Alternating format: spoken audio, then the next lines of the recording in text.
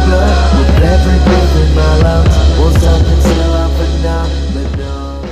What is up, phenomenal fans? I am back at it again with another video. Today is my reactions and fallout from Wrestlemania 36 Night 1. The event just got over about an hour ago, and I am here to provide my reactions to Night 1 of Wrestlemania 36. The only Wrestlemania, of course, to be too big for just one night. You'd think they tell us that more often, you know? Nonetheless, we have a kickoff match first, because, you know, why not? Make it more awkward. On the kickoff show, Cesaro defeated Drew Gulak in like a 4 to 5 minute match. Cesaro with the best airplane spin of all time. I think he did this on the Indies before, but this is the first time I've actually ever seen it. But on the kickoff show, he did an airplane spin. Rests his hands down, because, you know, Cesaro is a god in the ring. And just keeps airplane spinning him casually with his head. Then slams him down. 1, 2, 3. Cesaro defeats Drew Gulak. All fine there. And we open the card after a big, long 10-minute intro. We open the card with the women's tag team titles being defended. The Kabuki Warriors, Asuka and Kairi Sane, defending the gold against Alexa Bliss and Nikki Cross. Bliss and Cross, of course, former champion. This match, I was thinking, man, they gotta open up with the women's tag match. That's not gonna be a super good way to open. Open it with like Owens or Rollins or something. But this match is actually solid.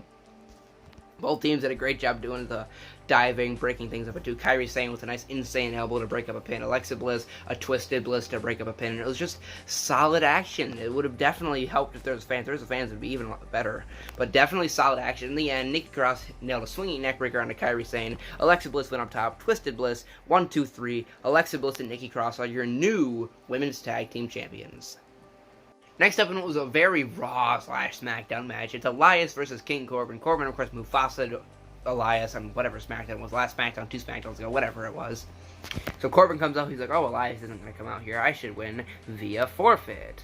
Next thing you know, you hear the strum on the guitar. Elias comes out, and they have a very Raw match. There's a couple good spots. Corbin had a deep 6. But Corbin tried to cheat his way to win, and his foot on the ropes. Referee noticed it. Elias rolls him up, of course pulls the tights, because, you know, he is funny when the face cheats, and Elias picks up the win.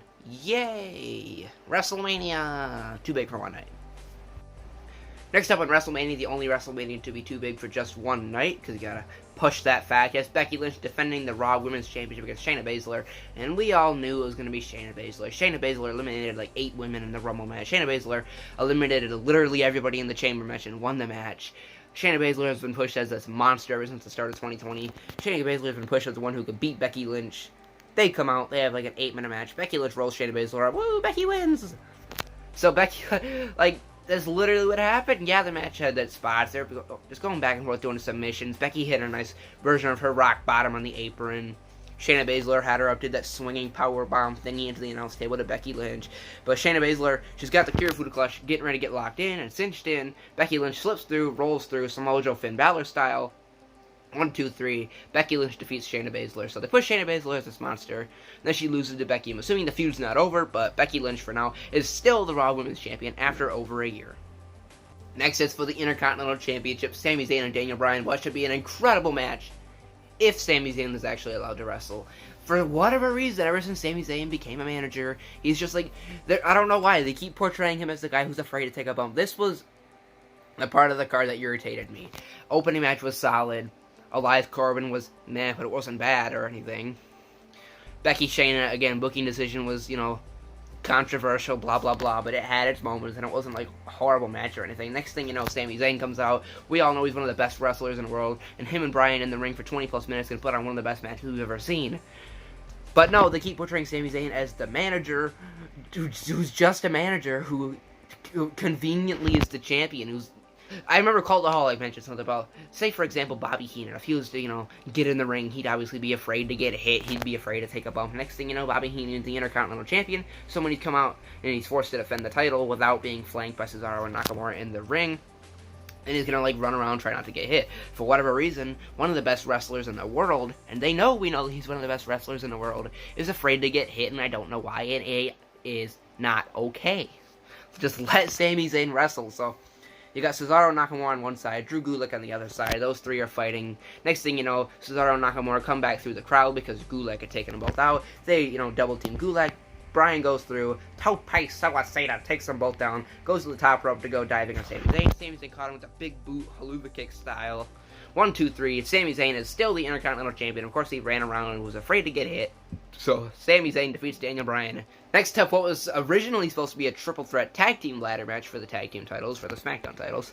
Now it's just a regular triple threat ladder match due to The Miz's illness. It's John Morrison defending the titles with The Miz's honor, of course. The Miz is there in spirit against Jimmy Uso of the Usos and Kofi Kingston of the New Day. So this is just a 3-man ladder match. Although it was kind of funny when you think about it, because it's just 3 tag team wrestlers. I mean, Morrison's kind of not. Kofi's obviously not. But it's just 3 guys representing their teams in a ladder match. It's just like Jey Uso and Big E, like, oh, Miz couldn't make it. Y'all can't wrestle tonight. Even though you planned for this for, you know, God knows how long. You planned for your big WrestleMania move. But nope, Miz can't wrestle. Neither can you. So, nonetheless, this is just basically, it was great. It was the match of the night at this point. It was just incredible. John Morrison hit an epic Spanish fly to Kofi Kingston off the top of the ropes. But right before that, they were both trying to put Jimmy Uso through a ladder that was bridged out the barricade and apron. John Morrison tight ropes over to Kofi Kingston, and then they nail that Spanish fly in the ring. Jimmy Uso is laid on a ladder that's bridged in between the ropes.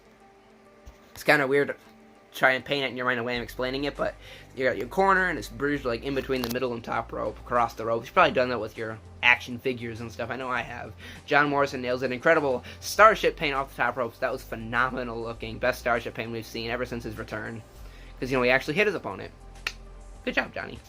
So in the end, all 3 guys are on the top. They're all holding on to the titles. They pull it down, but it's not the titles that come down. It's the golden hook thing the titles are hanging on. So the titles technically aren't retrieved. So nobody's won yet. They're all yanking at the titles. They all 3 fall back. But John Morrison's the one who's got the titles. Morrison fell on the ladder, too. That was bridged between the ropes and the rungs of the ladder. He falls back on the ladder. But they're like, oh, John Morrison's got the titles. Ring the bell. Morrison wins. Him and Miz retain. Blah, blah, blah. So, incredible match. Best match of that. Well, best match of the night up to that point. Next up at WrestleMania, which, by the way, is the only WrestleMania too big for just one night, it's Kevin Owens and Seth Rollins. Another incredible match. The match itself was a bad finish at first. What match wasn't much of anything. Then Rollins is pulling the ring bell out, hitting Owens with it. DQ. Rollins is leaving. Then Kevin Owens challenges him to restart the match to no DQs, and I guess Kevin Owens, has authority power because Rollins comes back. Match restarts to no disqualifications. They fight with chairs. They throw each other into the barricade. They use the ring bell. Rollins is laid out on the announce table. And so usually where the crowd would be, they decided to put the giant WrestleMania sign in the crowd. Owens channels his inner Shane McMahon, his hero. Goes to the top of the WrestleMania sign, makes at least a 15-foot jump, diving senton, puts Rollins through the announce table. Incredible moment, probably the biggest WrestleMania moment of the night. It was phenomenal. Owens then brought him into the ring, looks him in the eyes, hits him with a stunner. 1, 2, 3. Kevin Owens puts away the Monday Night Messiah. Next up is Bill Goldberg defending the Universal title. Of course, he'd be the Fiend with. Defending the Universal title against Braun Strowman. It was originally supposed to be Roman Reigns, but of course Roman Reigns backed out. Good for you, Roman. You made a good move. But they were forced to put somebody in. So what did they do to hype up this match? The Monster Among Men against the Unbeatable Icon. By the way, guys, it's going to be Goldberg and Braun Strowman at WrestleMania. No reason why, but it's going to be Goldberg, Braun Strowman. So here we go. Best build ever. Best story of all time. Goldberg defended the title. Goldberg spear, however many spears he hit. He didn't hit that many spears. But I thought it was going to be over after he hit like 3 or 4 spears in the beginning, but no. Strowman kicks out at 2. Strowman, power slam. 1, 2, 3. Braun Strowman! Lasted a little bit longer than I thought. A little over 2 minutes. I think it was 2:10 was what it lasted. But Braun Strowman, the Monster Among Men, has finally won the big one. Braun Strowman, for now, is the Universal Champion. They trust Braun with the belt. Braun's got the title. It's just a couple years late. Should have won it back in 2018, but Braun Strowman, better late than never, is the Universal Champion until he loses it to Roman. And finally, the main event. It is the Boneyard Match. The Undertaker versus AJ Styles. What? I'm not even going to say what a match. What a spectacle this was.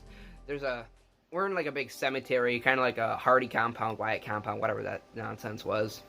We're in a cemetery, a hearse comes flying, and they're playing like Druid music. The music is what opened it up.